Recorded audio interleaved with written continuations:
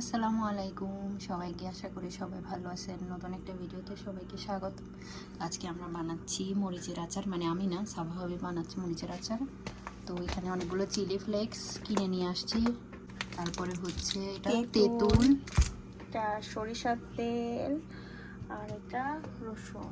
আর এই যে এখানে আমরা কড়াই গরম করে দিছি, মানে গরম হতে দিছি। এটা অলরেডি গরম হয়ে গেছে। এখন হচ্ছে একটা একটা করে দিয়ে দিবে। আমি জানি না কেমনে বানাই এটা।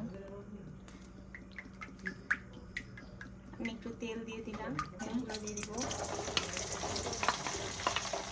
আপনি ছবি দেখতে চান, রাঁধুনিকে দেখতে চান আপনারা? এই যে আমাদের রাঁধুনি।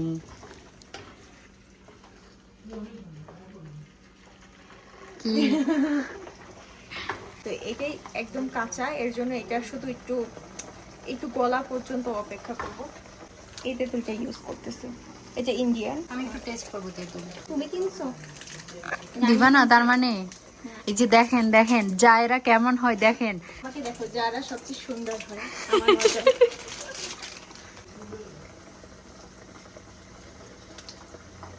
দেখেন এইটুক দিছে আমাকে, হয়ে যাব একদিন সুন ইনশাআল্লাহ। তখন এটা এটা হচ্ছে সুদ হিসেবে থাকলো, আমি সুদ খাবো। এই এক বিন্দুর পরিমাণে তোমার অনেকগুলা কিনে দিতে হবে আমাকে। দিলাম না, নাও নিয়ে যাও। দিলে না, তাহলে তো খাবারে বেশি করে লবণ দিয়ে রাখবো আমি খাওয়ার পরে, ওই দা ওই ও খাবারের মধ্যে প্রচুর লবণ দেয়, যাতে ও না খেতে পারে। তারপরে লবণ তো দেয় দেয়, আবার ভাতের সাথে আবার লবণও খায়। বাপ রে বাপ, তুমি কেমনে এত লবণ খাও বলো তো? তোমরা লবণের টাকা বাঁচাও, আমি তো লবণের টাকা বাঁচাই না। জি না, লবণ খাইলে অনেক সমস্যা হয় শরীরের। সমস্যার সময় সমস্যাটা দেখে নেব। আমি আমি আগের থেকে সচেতন না হলে পরে আর দেখে কি লাভ হবে? আমি কেনেডিয়ান, আমি ফ্রিতে চিকিৎসা করাবো আমার, আমি খাবো। আচ্ছা ঠিক আছে, যাই হোক এখানে আমাদের এগুলো অলমোস্ট হয়ে আসছে, এই সরিষার তেলের এই একটা জিনিসই ভালো লাগে না, এই বাবলগুলোর জন্য দেখা যায় না কিছু। আর আমি তেঁতুলের টেস্টের কথা বলতে তো ভুলেই গেলাম।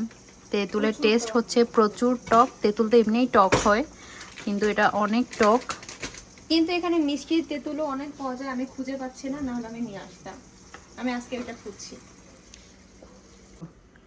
একটু হলুদ দিচ্ছি, মাছলি দেখাবো না, হলুদ দিতে। ধনিয়া জিরা,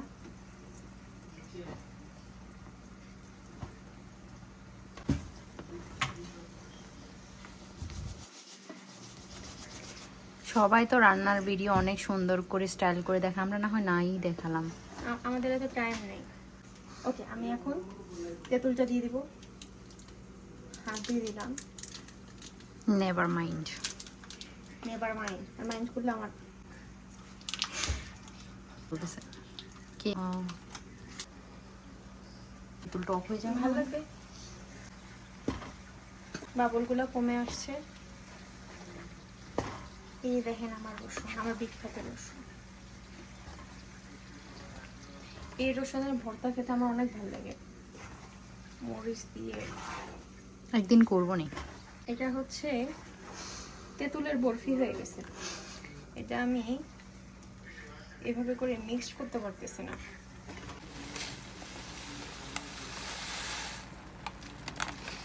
কার কার লোভ লাগে? আমার মনে হয় আমার এটা ছোট হয়ে যাচ্ছে কড়াইটা, তাই না? প্যানটা ছোট না? আর মনে হচ্ছে, এখন মনে হচ্ছে যে পানিও কম, মানে তেল। এখন তেল দিতে হবে। ওকে, আমি তেল অল্প অল্প করে দিতে থাকবো।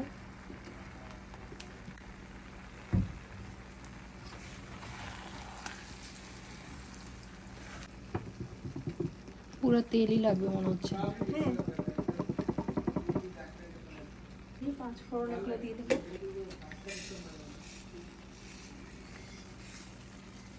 আমার কালো জিরা খুব পছন্দ, তাই একটু আমি বেশি দিব কালো জিরা।